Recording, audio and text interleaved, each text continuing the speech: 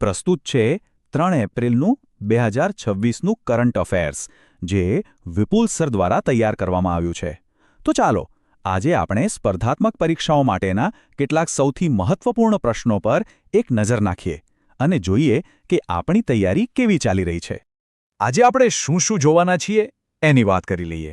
શરૂઆત કરીશું નાસાના એક ખાસ ચંદ્ર મિશનથી, પછી વાત કરીશું એક વૈશ્વિક ઇન્ટરનેટ રિપોર્ટની, એ પછી ભારતમાં ટેકનોલોજીની એક મોટી છલાંગ અને ડેન્ગ્યુની નવી રસી વિશે પણ જાણીશું. અને હા, શહેર, ક્રિકેટ અને બીજી ઘણી બધી ખબરો પણ છે.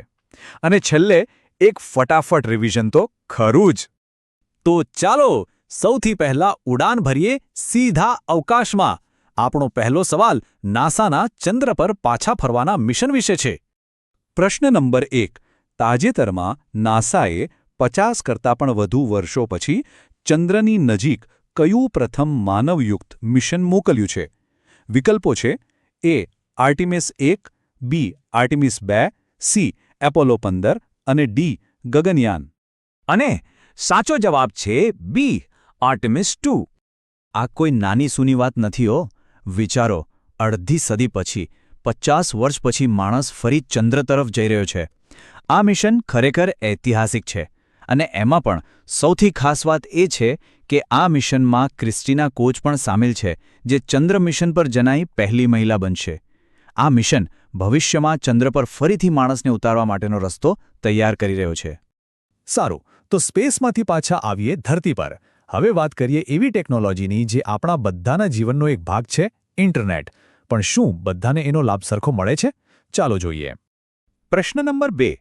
એક્સેસ નાઉ નામની સંસ્થાના ઇન્ટરનેટ શટડાઉન રિપોર્ટ 2023માં ભારત વૈશ્વિક સ્તરે કયા નંબરે છે? તમારા વિકલ્પો છે: એ પ્રથમ, બી દ્વિતીય, સી તૃતીય કે ડી પાંચમા. સાચો જવાબ છે બી દ્વિતીય, બીજો નંબર. આ સાંભળીને થોડુંક નવાઈ લાગે ખરું ને?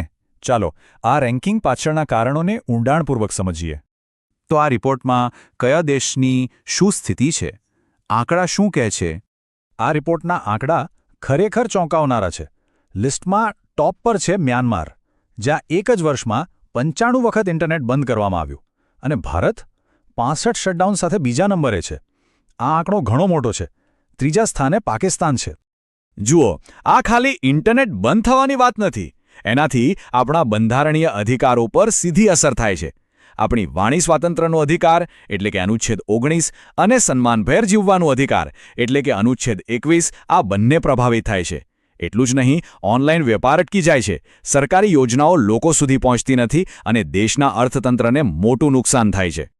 ચાલો હવે એક ખૂબ જ સારા સમાચાર તરફ આગળ વધીએ. વાત કરીએ ટેકનોલોજીના ભવિષ્યની અને એમાં ભારત કેવી રીતે એક મોટી હરણફાળ ભરી રહ્યું છે તેની. પ્રશ્ન નંબર 3. ભારતનું પહેલું ક્વોન્ટમ કમ્પ્યુટર તાજેતરમાં ક્યાં લોન્ચ કરવામાં આવશે? અને તમારા વિકલ્પો છે: એ બેંગ્લોર, બી હૈદરાબાદ, સી અમરાવતી કે ડી પુણે. અને સાચો જવાબ છે સી અમરાવતી. જી હા, આંધ્રપ્રદેશની રાજધાની અમરાવતીમાં 14 એપ્રિલે ભારતનું પ્રથમ ક્વોન્ટમ કમ્પ્યુટર લોન્ચ થશે. આ ક્વોન્ટમ વેલી પ્રોજેક્ટનો જ એક ભાગ છે, જેનો હેતુ ભારતને ટેકનોલોજીમાં આત્મનિર્ભર બનાવવાનો છે. હવે આ ક્વોન્ટમ કમ્પ્યુટર એટલે શું? સાવ સહેલી ભાષામાં કહું તો આપણું સામાન્ય કમ્પ્યુટર એક સ્વિચ જેવું છે. કાં તો 0 એટલે કે બંધ અથવા 1 એટલે કે ચાલુ. પણ ક્વોન્ટમ કમ્પ્યુટર ક્વિબિટ્સ વાપરે છે, જે એક ડિમર સ્વિચ જેવા છે, જે એક જ સમયે થોડા ચાલુ અને થોડા બંધ પણ રહી શકે છે. આના કારણે એની ગણતરી કરવાની શક્તિ અકલ્પનીય રીતે વધી જાય છે. ચાલો ટેકનોલોજી પછી હવે વાત કરીએ આપણા સૌના સ્વાસ્થ્યની. જાહેર આરોગ્ય ક્ષેત્રે એક મોટો વિકાસ થયો છે, એના પર નજર કરીએ. પ્રશ્ન નંબર 4. તાજેતરમાં ભારતના ડ્રગ્સ કંટ્રોલર જનરલ એટલે કે DCGI એ કયા રોગ સામે ક્યુડેંગા નામની વેક્સિનને મંજૂરી આપી છે? વિકલ્પો છે: એ મેલેરિયા, બી કોવિડ-19, સી ડેન્ગ્યુ કે ડી ચિકનગુનિયા. અને સાચો જવાબ છે સી ડેન્ગ્યુ. આ વેક્સિન જાપાનની ટેકેડા કંપની દ્વારા બનાવવામાં આવી છે અને તે 4 થી 60 વર્ષની ઉંમરના લોકો માટે મંજૂર થઈ છે. આની સૌથી સારી વાત એ છે કે આ એક ટ્રેટ્રાવેલેન્ટ વેક્સિન છે. મતલબ કે તે ડેન્ગ્યુના 4 પ્રકાર DNV1, 2, 3 અને 4 સામે રક્ષણ આપશે. ડેન્ગ્યુ એડિસ ઇજિપ્ટી નામના માદા મચ્છરથી ફેલાય છે. અને એક મજેદાર વાત કહું, ગંબૂસિયા નામની એક માછલી છે જે ડેન્ગ્યુના મચ્છરના લાર્વા ખાઈ જાય છે. છે ને એકદમ કુદરતી ઉપાય. ચાલો હવે થોડા ફટાફટ સવાલ જવાબ થઈ જાય. એક ક્વિક ફાયર રાઉન્ડ માટે તૈયાર છો? તો પહેલો સવાલ પર્યાવરણને લગતો. કેરળનું કયું શહેર યુનાઇટેડ નેશન્સની ઝીરો વેસ્ટ પહેલમાં સામેલ થયો છે? અને સાચો જવાબ છે સી, વર્કલા. યુનોએ તેને ઝીરો વેસ્ટ શહેર તરીકે પસંદ કર્યું છે, જે એક મોટી વાત છે. હવે ક્રિકેટની વાત. યુએસ મેજર લીગ ક્રિકેટમાં રમનાર પહેલા ભારતીય ખેલાડી કોણ બન્યા છે? સાચો જવાબ છે આપણા સૌના જાણીતા બી, આર અશ્વિન, જે હવે સાન ફ્રાન્સિસ્કોની ટીમ માટે રમશે. આગળ વધીએ. દિશા કાર્યક્રમ હેઠળ કયો એઆઈ ચેટબોટ લોન્ચ કરાયો છે? સાચો જવાબ છે એ, ન્યાય સેતુ, જે સામાન્ય લોકોને સરળતાથી કાયદાકીય માહિતી આપશે. હવે આંતરરાષ્ટ્રીય સંબંધો પર. તાજેતરમાં ભારતની મુલાકાતે આવેલા ડેપ્યુટી પીએમ ડેનિસ મંતુરોવ કયા દેશના છે? જવાબ છે સી, રશિયા. આ મુલાકાત બંને દેશો વચ્ચેના સંબંધોને મજબૂત કરવા માટે હતી. હવે એક મહત્વપૂર્ણ દિવસની વાત. વિશ્વ ઓટિઝમ જાગૃતિ દિવસ 2024 ક્યારે મનાવવામાં આવ્યો? સાચો જવાબ છે 2 એપ્રિલ. અને છેલ્લે બેન્કિંગ સેક્ટરમાંથી S&P ગ્લોબલ CSRA રેન્કિંગમાં કઈ ભારતીય બેન્કે ટોચનું સ્થાન મેળવ્યું છે? અને જવાબ છે યસ બેંક, જેણે પર્યાવરણીય કામગીરી માટે ભારતમાં પહેલો નંબર મેળવ્યો છે.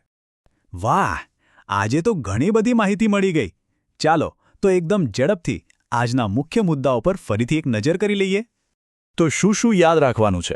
આર્ટેમિસ 2, જે નાસાનું ચંદ્ર નજીકનું માનવયુક્ત મિશન છે. ઇન્ટરનેટ શટડાઉનના મામલે ભારત દુનિયામાં બીજા નંબરે છે.